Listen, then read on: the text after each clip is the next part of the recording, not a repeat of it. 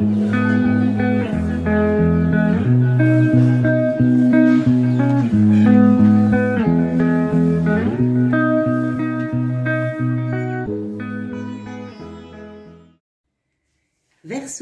bonjour à tout le monde, bienvenue à vous sur cette chaîne où je suis très heureuse de vous retrouver. J'espère que tout le monde va bien, très bien.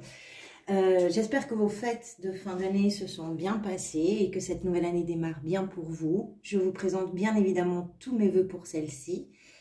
On est ensemble aujourd'hui pour voir un petit peu quelles sont les énergies susceptibles de vous accompagner, on va dire, durant ce mois de février 2022. Donc, j'ai procédé au tirage des cartes. Alors, j'ai repris la roue de fortune qui était venue lors de votre tirage semestriel. Donc, qui vient accompagner votre mois. C'est l'énergie qui vous accompagne durant ce mois. En arcane majeur, vous avez donc cette roue de fortune et vous avez le chariot. Et en arcane majeur, c'est tout. Vous avez des épées, des coupes, des bâtons, des deniers. Il y a un petit peu de tout. C'est quand même assez équilibré, votre tirage. On va voir tout de suite ce que ça raconte. Allez, la roue de fortune pour commencer. La roue de fortune, c'est l'arcane 10. Vous avez également la 10 d'épée, vous avez également la 10 de coupe. Les 10 sont des fins de cycle. Le cycle, avec la roue de fortune, c'est quelque chose qu'on ne maîtrise pas forcément. C'est-à-dire que c'est indépendant de votre volonté. Même si vous savez que vous arrivez au bout d'un cycle, même si vous savez que les choses ne peuvent pas aller au-delà, effectivement là, c'est la vie qui se charge de clôturer un chapitre, de tourner une page, de mettre un petit peu en mouvement ce qui était peut-être un petit peu statique. Donc, ça ne relève pas vraiment de votre responsabilité. Un cycle, c'est quoi quand on termine un cycle? C'est justement ce moment, pardonnez-moi, où on peut se demander qu'est-ce qu'on veut garder, qu'est-ce qu'on veut laisser, où est-ce qu'on en est. Pour vous, c'est un mois qui va bouger, donc qui va vous permettre vraiment une évolution, qui va vous permettre un changement. Peut-être que c'est pour vous le moment de quitter un état émotionnel pour entrer dans un nouvel état émotionnel. Peut-être que ça peut être un travail qui change, peut-être que ça peut être également sur le plan relationnel. Bref, vous savez que quelque chose est en train de se terminer et ce qui est en train de se terminer va laisser la place à ce que vous avez véritablement envie de construire, envie d'aimer et envie de vivre également. Et puis, de toute façon, puisque toute chose a une fin, vous vous offrez aussi, vous, l'espace de la créativité. Vous ouvrez vraiment, je pense, la fenêtre à vos désirs, à vos rêves. Et vous acceptez également de composer avec ce qui est en train de se transformer sur ce mois de février.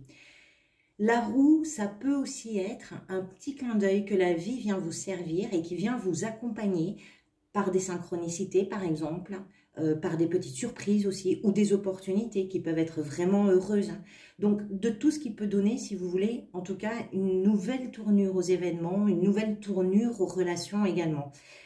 Elle représente vraiment les circonstances, on va dire, auxquelles vous devez vous adapter. Alors, dans la mesure où c'est une roue, elle tourne forcément, donc on espère toujours qu'on soit sur le côté ascensionnel de cette roue.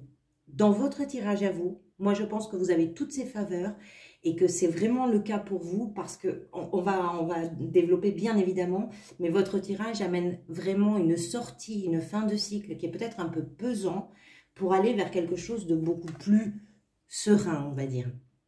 Alors, dans votre état d'esprit, vous avez la 10 d'épée avec la 2 de coupe.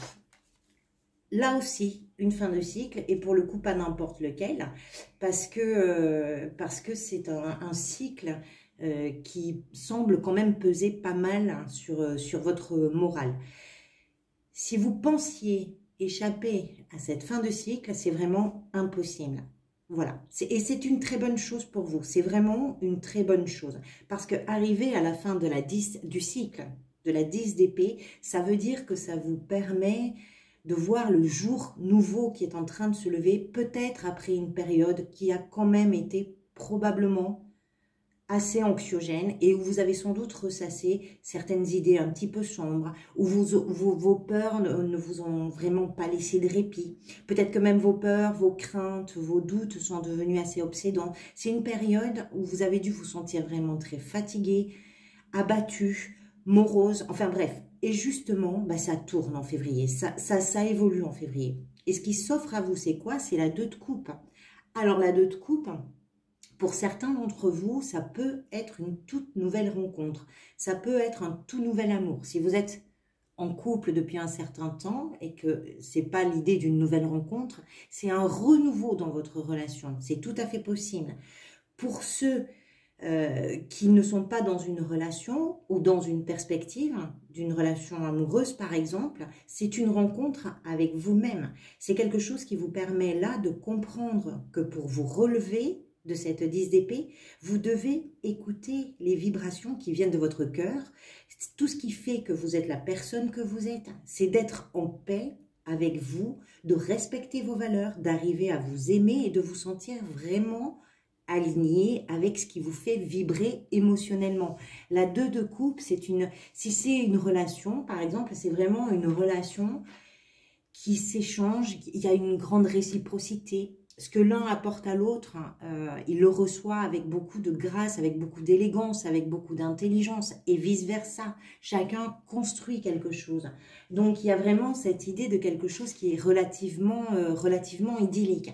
Vous êtes en train de terminer un cycle pesant pour ouvrir une porte à quelque chose d'émotionnellement beaucoup plus vibrant, beaucoup plus puissant, beaucoup plus doux à vivre. Donc, c'est une très bonne chose. Qu'est-ce qui vous a poussé vers ça? Vous avez le roi de bâton. Alors, le roi de bâton, c'est un visionnaire, en fait. C'est un passionné, c'est un leader aussi. Il aime vraiment être sous les feux des projecteurs, il aime convaincre, il aime suivre ses objectifs, il aime cette adrénaline, c'est-à-dire qu'il va se lancer une perspective, il va vouloir atteindre un objectif, et puis plus il va y avoir du défi, plus il va être passionné par ça. C'est quelqu'un qui représente... Alors, ça peut représenter une personne de votre entourage, peut-être qui vous aide là à vous sortir de la lourdeur de la 10 d'épée, c'est possible. Si c'est le cas, il peut s'agir d'une personne qui est dans le signe de feu, donc soit un bélier, un lion ou un sagittaire, un ou une, hein, bien évidemment, vous adaptez en genre. Si c'est le cas, c'est quelqu'un qui est vraiment plein d'énergie, qui a un charme fou, qui est très très à l'aise avec les autres, qui est très bienveillant aussi et qui est très actif, très passionné, très enthousiaste.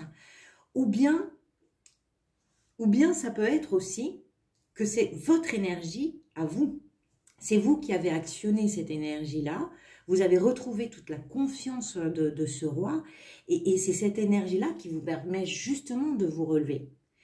Ça peut être aussi le contraire, je m'explique, hein. C'est-à-dire que le roi de bâton, il a aussi ses défauts, il peut se montrer impatient, il peut se montrer impulsif, il peut parfois avoir des exigences qui vont être trop poussées par rapport à une réalité par exemple.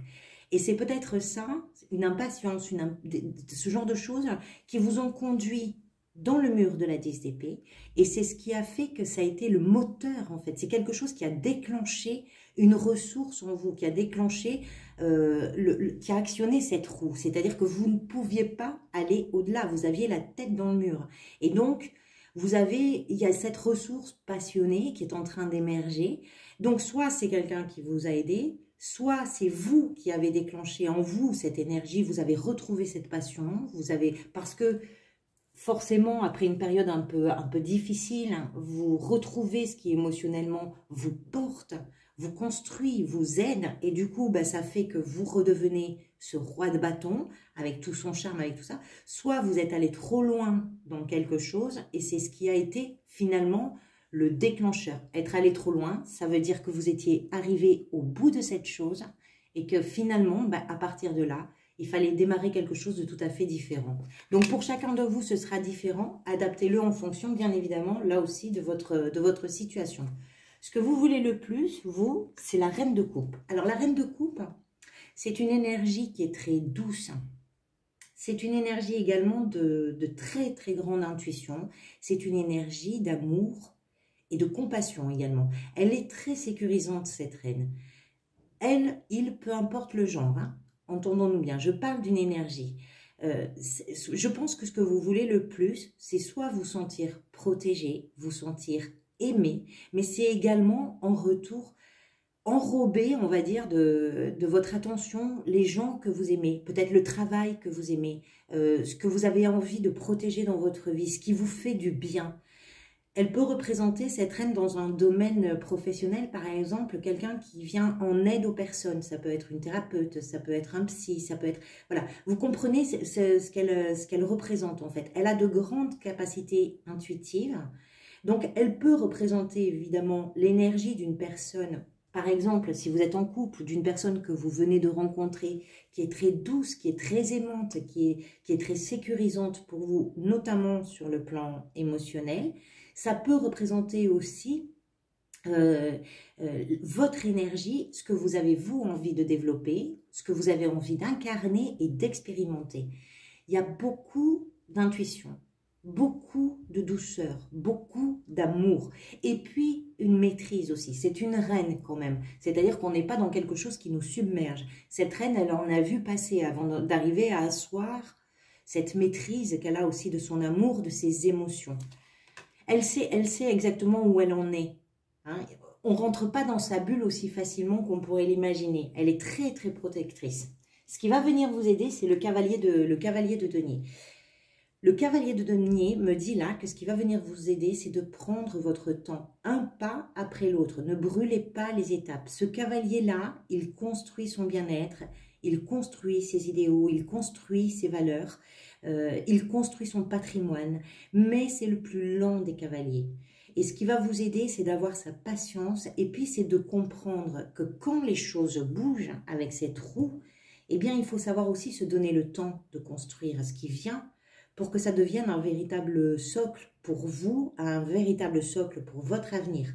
Plus vous accepterez de prendre le temps qu'il faudra prendre, plus vous assurez, pardonnez-moi, de la solidité de ce que vous êtes en train de mettre en route, de ce que vous êtes en train de construire. Vous construisez votre patrimoine, vous construisez une relation, vous construisez votre avenir. Si c'est dans une relation, ça peut être aussi un désir commun de comprendre quelles sont les valeurs de la relation que vous voulez entretenir, quelles sont les valeurs que vous partagez, et puis c'est quelque chose qui va pouvoir faire les fondations de votre relation. C'est tout à fait possible. Ce qui va venir vous aider donc, c'est d'être extrêmement patient, de prendre votre temps, parce que même si c'est quelque chose qui prend son temps, c'est justement pour permettre de développer. Et puis, vous ne pouvez pas aller plus vite que la musique. Hein. La roue, elle tourne. Il y a d'abord un changement à opérer. À partir du changement, vous pouvez commencer à mettre en terre, à faire germer, à regarder pousser, à ramasser les fruits. Donc, patience, c'est ça qui va venir vous aider. Votre défi, c'est ici qu'on a le chariot. Alors, le chariot, c'est une énergie de confiance, de réussite, de triomphe. C'est aussi une énergie de maîtrise de soi.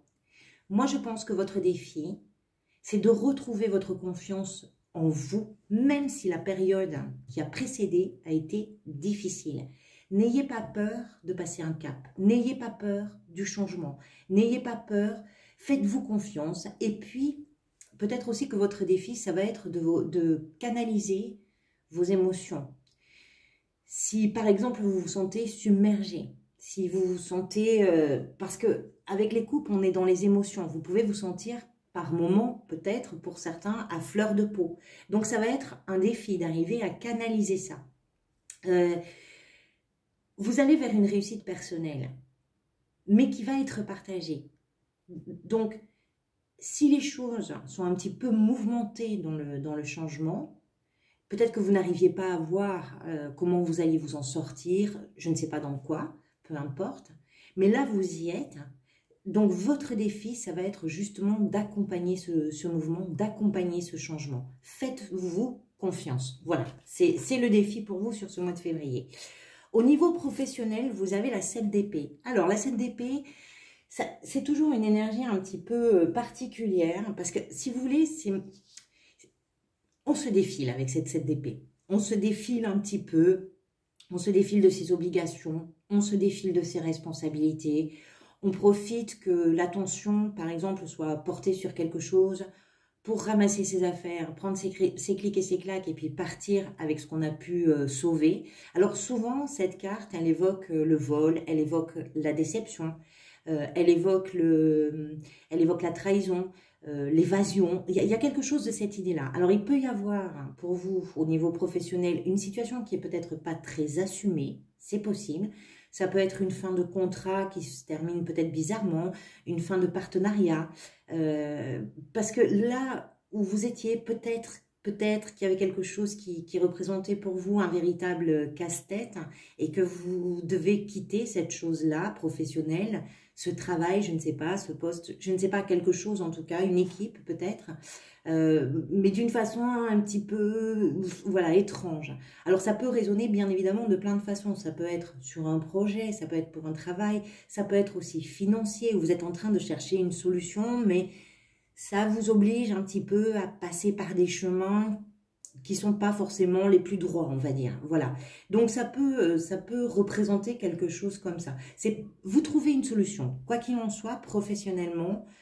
Vous trouvez une solution. C'est peut-être pas la solution idéale, mais dans la mesure où vous êtes quand même porté par cette roue de fortune, donc il y a du changement, vous êtes obligé de vous adapter. Et peut-être qu'au niveau professionnel ou au niveau financier, il y a quelque chose qui se passe pas, voilà, tout à fait correctement. En même temps, il n'y a pas de drame. Hein, c'est pas, c'est un personnage qui ramasse les épées des autres au moment où les autres ont le dos tourné. Voilà.